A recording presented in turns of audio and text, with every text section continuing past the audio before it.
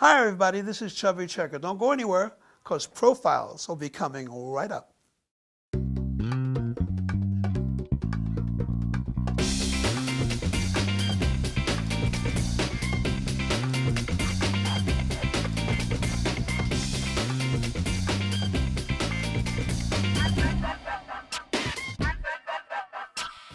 Welcome to Profiles. I'm Marley Hall. Today's guest is the king of the twist, Chubby Checker.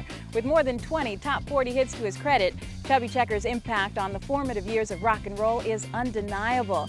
His name is most strongly associated with the twist, the only song ever to rocket to the #1 position twice. The twist also changed our ideas about what it meant to dance. After a short break, we'll join our host Mickey Burns as he welcomes singer Chubby Checker to Profiles. Welcome back to Profiles. Chubby Checker has amassed a host of accomplishments over the last 4 decades. The twist enabled Chubby to become the first artist of color to have a #1 hit on the rock and roll charts. And over the years, the twist has also evolved into one of the most played jukebox singles of all time. So let's join our host Mickey Burns on location from the Hotel Wells on the Upper East Side of Manhattan as he welcomes the king of the dance, Chubby Checker, to Profiles. Give it to me, baby.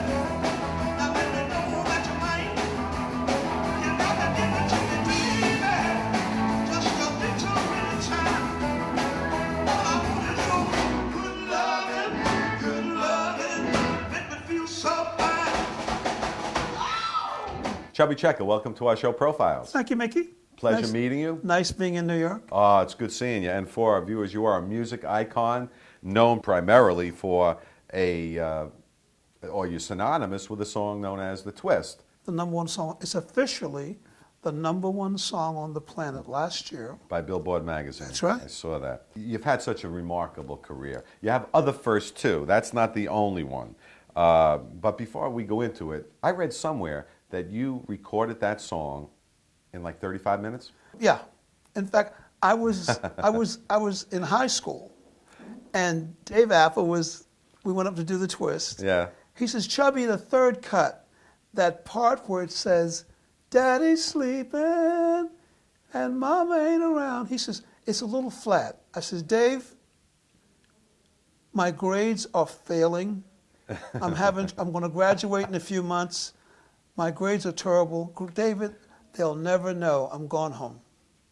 and it stayed as it was in those 35 minutes. I just didn't, you don't know. You'd never know. And you said some years later, in 2 minutes and 42 seconds, we changed the world. The world. And you certainly did.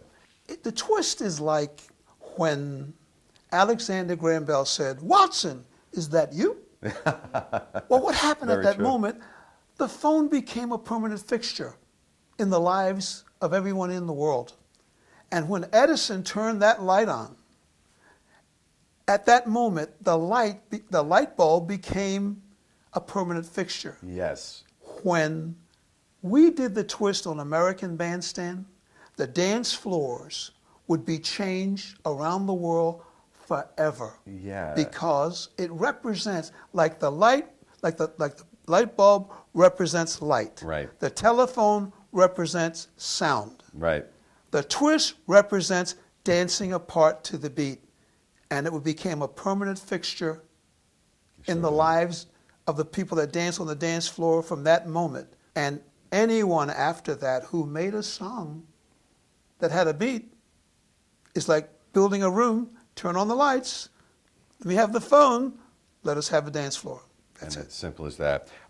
Some other twist facts, because you're also, correct me if I'm wrong, were the first artist of color to have a #1 song on the rock and roll charts?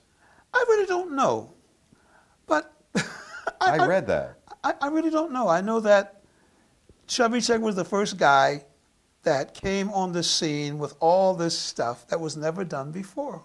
Right. And it was in 1960. Right. And you look great, by the way. Thank you. In 1960 and 1959, we were out there doing some incredible things. Sure. And I do know for a fact that it was the only song in pop music history to be #1 twice. It was because of Zsa Zsa Gabor. I didn't know that. She went into the Peppermint Lounge. Yeah. After the twist was 18 18 months old, because it was a hit in 1960. Right. Zsa Zsa Gabor went into the Peppermint Lounge in 1962 or the end of 1961, and she did the twist at the Peppermint Lounge. I believe that Joey D and his boys were playing my song, and Zsa Zsa was doing the twist, and Earl Wilson, the famous New York columnist, Yeah. picked up this, and the next day, Zsa Zsa had made me something that I never was. Incredible. Come on, baby, let's do that twist. Come on, baby, let's do that twist. Take me by my little hand and go like you. Go, come on. Now, you're also known for creating other dances other than the twist, not one-dimensional, such as the fly. The fly is to explain it, the fly Yes. is throw your hands in the air Like and you wave just them don't like care. you just don't care. And if you're doing the fly, you can't do the fly without doing the shake, because they kind of both go together. Right. Yeah. The pony. The pony, everyone knows what this is. I can sit down and they know what that is. Now, when we did it, it was like, and then Motown came along, Right. and the pony slowed down. And then the funk came along, and the pony turned into something else. And today, they still do the pony, but it looks like this. Watch it. The hands are just in a different spot. Right, that's And the limbo. Limbo rock. something I borrowed from the islands. But you brought it here. I did. And the Champs made an instrumental called Limbo Rock. Dun, dun, dun, dun, dun. And then Cal Mann came along and says, listen, let's put some lyrics to this song.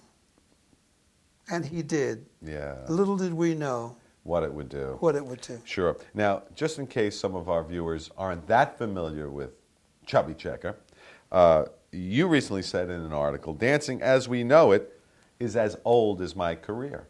That is true. And it's true. Maybe some kids don't know who did the television. Maybe some kids don't know who did the light bulb. Or maybe they don't know who did the telephone. They're now teaching the kids in college and high school about Chubby Checker doing the twist. It's some fans write me and email me and let me know that they're having this thing in school and it's history about what I'm doing or what I've done in the music industry. It had that much of a cultural impact. It certainly did.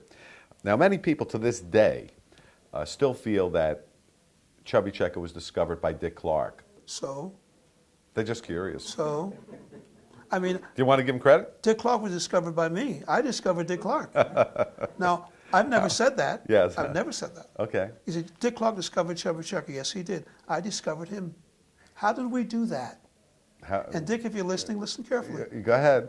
Dick Clark had a dance show. Yeah, American Bandstand. He was the man who's responsible for dancing apart to the beat because he had the show that did that. Sure.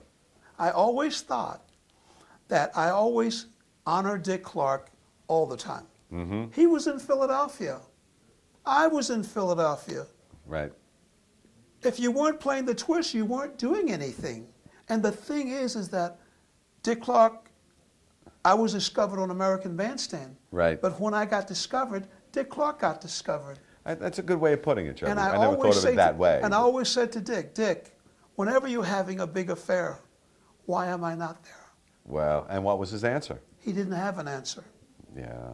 You're hurt by that. Definitely. Okay. Like with Muhammad Ali, Yeah. very hurt with him. Why so? Now, these are the things I'm hearing for the first time on TV. But that's okay. You've never heard it. I appreciate it. no one, so you're getting this. I like this. Cassius Clay came to my dressing room in 1960 with his brother Rudolph. Mm-hmm. He used to brag about being chubby. He said, I want to be good look. I'm good looking like Chubby Checker. I have a Cadillac with a lot of girls. It's written in the newspaper. You can find it. He says, you know, can you help me? I says, help you do what? Help you? You just won the championship. Your Golden Gloves can help you. I said, you should be in the movies. I said, okay, so what can I do for you? He says, no one's going to respect me because I'm young, and no one's going to pay me any attention. Oh. And I thought maybe you can give me some ideas. And knowing me, I have a box full of them. What'd you tell him? I says, if you said that you're the best that ever was, I says, if you go out in the third round, you say, can you do that? I said, can you go out in the 5th or 6th round and say, hey, the next round he's out of here. Can you do that? He says, you know, I can do that. He did it through his whole career. Then I said to him, I said, that's not enough. Yeah. You gotta shoot your mouth off a little bit because you're good looking. No one's going to pay any attention. You got to make a show out of it. You have to talk a little bit. You got to beef things up. So he says, yeah. And he was Cassius Clay then. We became friends then. We've been friends all of his career. And I remember in the 6th round, he came out to Sonny Liston and did like that, and we saw the invisible punch. Yeah. Then he became Muhammad Ali, but he never tells that story to anybody. He doesn't want to give you credit for your guidance. You notice how I give Dick guidance? Yes. And all the guys that name me Chubby Checker, Zsa Zsa Gabor, I don't forget where I came from.